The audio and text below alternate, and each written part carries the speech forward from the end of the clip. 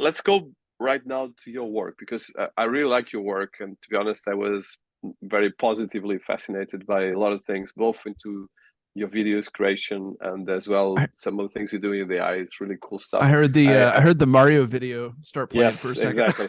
Yes, I put it here because I'm actually doing my interaction here. No, really good stuff. So can you tell us about this? Because you have here, for instance, one of the things you have here is you have the journey into VR. You have a lot of these things, Mm. and there's a lot of cool education stuff. So if you can tell us a bit how do you work and you build an audience? Quite, for instance, you have here just one of your videos that got 14 million views. So congratulations. Mm. Thank you so This much. one actually the one that got the stuff, which is just for people listening to us, this is incredibly difficult. So because YouTube algorithm is not so generous as you might think, and I you have to work hardcore. Go ahead. I think you just need to understand how the algorithm actually works. And then here's the problem with YouTubers. When they first start, they tend to make stuff for them, but the way that the algorithm actually works is they're finding people who want to watch a certain subject. They're going out, finding that subject matter and delivering it to them. So if there's nobody that wants to watch your content, no one's going to see it.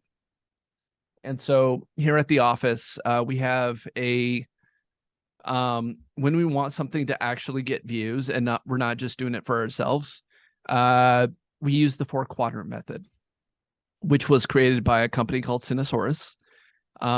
They actually came to our After Effects Seattle meetup one year, and they had this history of getting videos to go viral.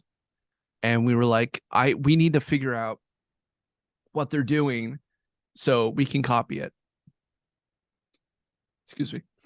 And basically the way that it works is this 4-quadrant method works on fandom, flagpole content, quality, and marketing. And so the first thing is there already a pre-built fandom or a group of fans that would be interested in the thing you potentially want to build? No, throw it away. Build something that there's already a fandom.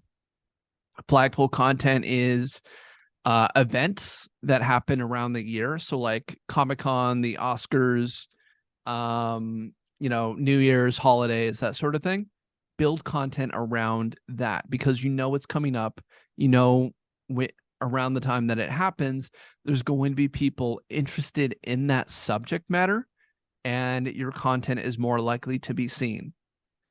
The third is quality. It, of course, has to be good. Like, you can't just put together something with that fandom and expect it to, take off. It actually has to be good, and it has to be watchable. A lot of people have great video, but terrible audio quality. And the second you have terrible audio quality, they will turn off that content right away. So you have to make sure that's good in all aspects.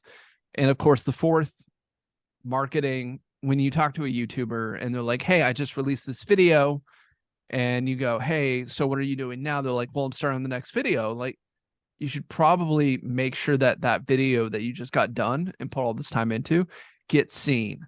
So you need to, have some sort of social media distribution cycle, right? Like you have. I mean, this video is going on to how many websites after it gets done, right?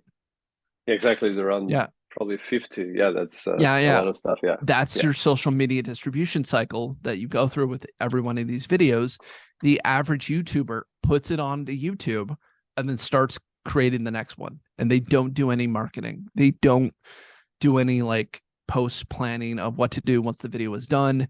And that's part of the reason why big channels fail and they never grow. And so with the Mario video, that video alone, it's 2 minutes long, but it's a 360 animated film around a fandom that has a large audience. And so it took me 11 weeks to make it.